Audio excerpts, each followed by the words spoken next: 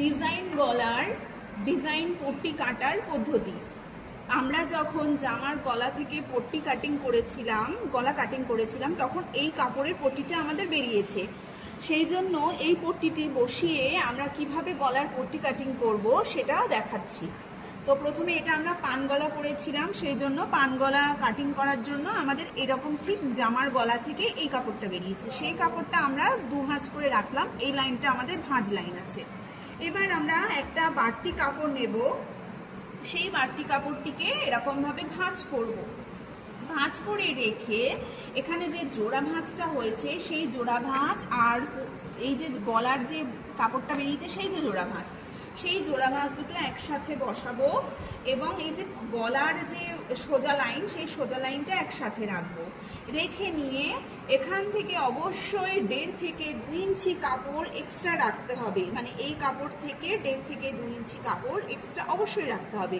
রেখে আমরা যেটা করব সেটা হলো এই যে জামার গলার ডিজাইন আছে সেই জামার গলার ডিজাইন বরাবর সেপ বরাবর এরকমভাবে সুন্দর করে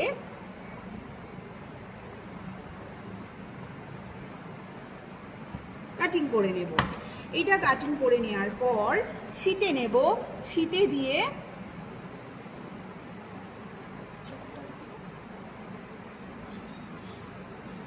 আমরা 1.5 থেকে 2 ইঞ্চি চওড়া করে, আমি এখানে 2 ইঞ্চি রাখছি, 2 ইঞ্চি চওড়া করে এই কিনারা থেকে এইভাবে ফিতেটাকে গোল করে বা সেফ বরাবর ধরে ধরে আমরা দাগ দিয়ে নেব।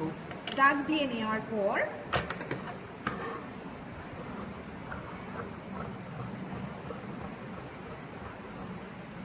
নিচের দিকে আর পান করার দরকার নেই, এখানটা আমরা গোল রেখে দেব।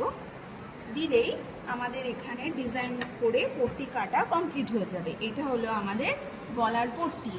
এই পট্টিটা কাটার পরে এটি আমরা জামার গলাতে কিভাবে বসাবো সেটার সেলাই পদ্ধতি বলছি।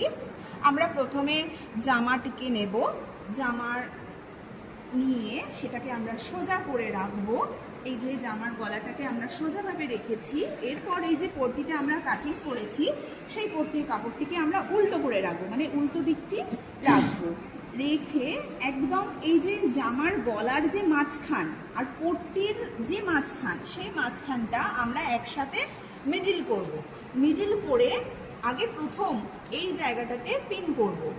এইভাবে পিন করে নেওয়ার পর একবার এই পাশে মিলাবো গলা, তারপর একবার এই পাশে গলাটাকে আমরা মিলিয়ে নেব সেপ বরাবর। মিলিয়ে নিয়ে আমরা পিন করব। প্রয়োজনে ঘন ঘন করে পিন করা যেতে পারে, এইভাবে পিন করে নেব। নেওয়ার পর পেন দিয়ে একদম এই যে মানে কিনারা আছে, কিনারা থেকে 2 সুতো দূরত্বে সেপ বরাবর এরকমভাবে 2 সুতো দূরত্বে, প্রয়োজন হলে ফিতেও ব্যবহার করা যেতে পারে, এইভাবে কিন্তু আমরা পেন দিয়ে দাগ দিয়ে নেব।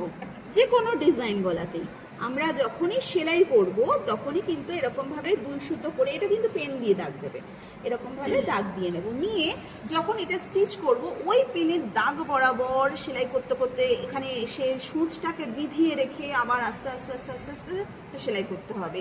সেলাই করে নেওয়ার পর এখানে ছোট ছোট করে কাটতে হবে, সেলাইটা কাটা যাবে না। কেটে নিয়ে তারপর পুরো কাপড়টিকে উল্টিয়ে ভেতরে দিতে হবে।